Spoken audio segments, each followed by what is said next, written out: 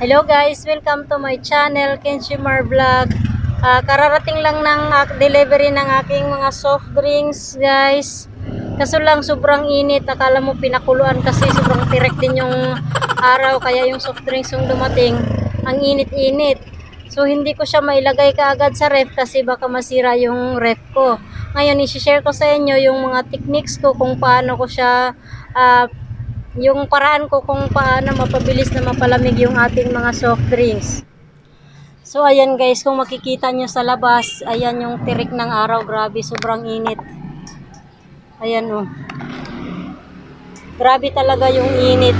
So ang sikat ng init, kaya yung dumating yung soft drinks kong delivery, sobrang init din.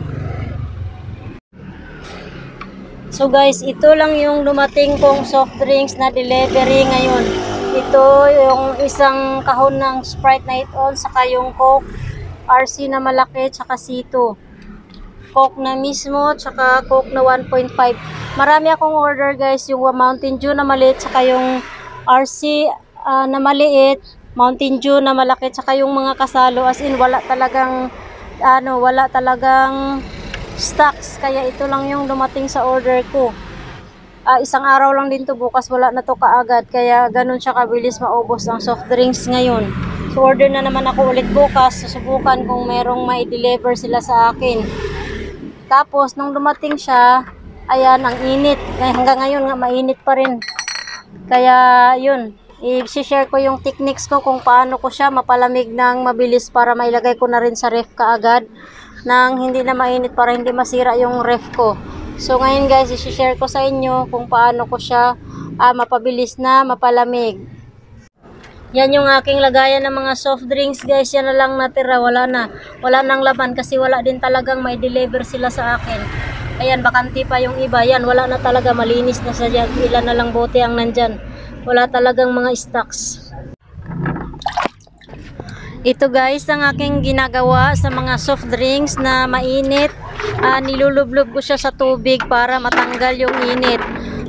Para pag natanggal na yung init, pwede na siyang ilagay sa ref at mapalamig na. Pero guys, babala ha, pagkadating ng soft drinks na mainit, wag mo nang idiretso lagay sa tubig, wag mo na siyang ilublob. Kasi galing sa biyahe yan, umaalog-alog, tsaka mainit pa. So may tendency siya na sasabog kung diretso nyo ilagay sa tubig. Kaya kailangan mag-cool down muna siya ng konti. Pagpahingahin nyo muna ng konti yung mga bote, yung mga soft drinks. Saka nyo siya ilagay sa tubig. Saka nyo ilublob sa tubig. Kasi nga baka kung idiretso nyo nang lagay, sasabog siya. May tendency baka madisgrasya pa kayo. Kaya hayaan nyo muna siyang mapahinga ng konti. Saka nyo na lang ilagay dyan sa tubig na yan. Pwede kayong gumamit ng timba, balde or planggana or kahit anong na pwede na paglagyan ng tubig. So ayan na guys, nailagay na natin lahat dito sa timba. Tapos mamaya siguro mga after 30 minutes matanggal na yung lamig ay init nito.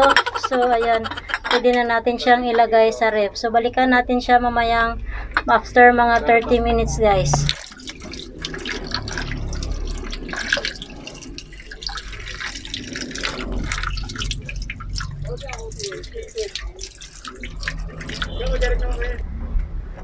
So ito na guys, ang ating soft drinks na ibinabad sa tubig. Ayan, nawala na yung init niya, kaya pwede na natin siyang ilagay sa ref.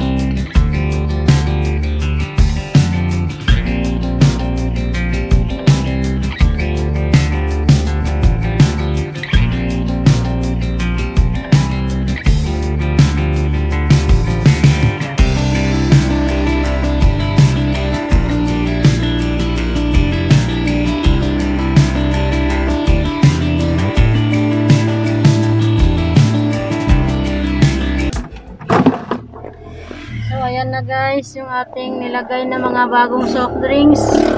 Yan yung nakababad natin kanina. So, nailagay na natin pati yung 1.5. So, namayang konti, malamig na yan. Mabilis lang siya lumamig kasi ngayon na-cool down na yung mainit kanina. So yun guys, ang aking technique kung paano natin mapabilis na mapalamig ang ating mga soft drinks.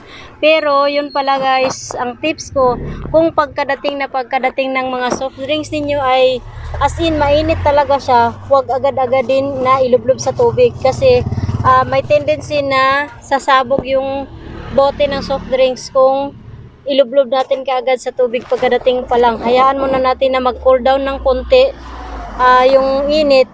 Saka natin ilublob sa tubig para yun matanggal agad yung init at pwede na nating ipasok sa ref. So yun lang guys, at sana may naibigay akong tips sa inyo. Maraming salamat sa panonood.